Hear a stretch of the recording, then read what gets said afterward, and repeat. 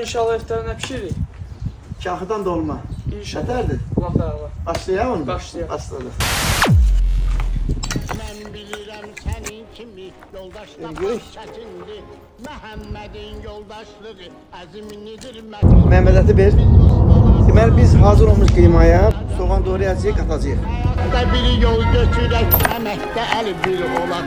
Adını Soğan xırda-xırda doğradıq. Məhəmməd göyərtini ver. İçək göyərtiyə. İndi bunların hamısını biz qiymaya qatacağıq.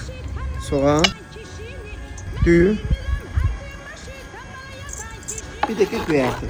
Doğradığımız göyərti. Nanə ver.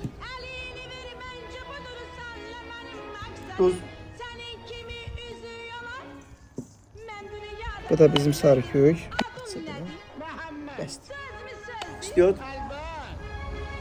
Bunların hamısı zövqə görə olacaq. Və üstünə sonuncu yağ əlavə edirik. Atışdıraq bunu. Deməli kələm bərk olduğuna görə mən bu kəvərdən dolma hazırlayacağım.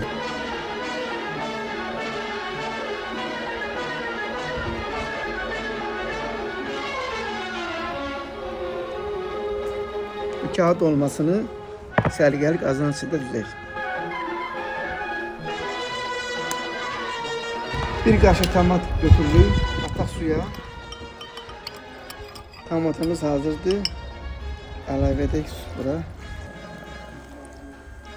Dadanmışam dolmaya, o da bir gün olmaya.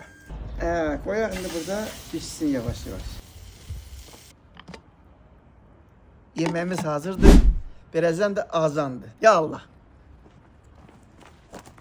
Kişiler, ben geldim. Hoş geldiniz.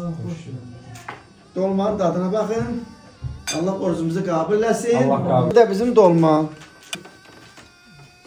Buyur. Allah'tan arzum budur ki her bir evde ruzu bereket olsun, bol bereket Amin. olsun. Amin.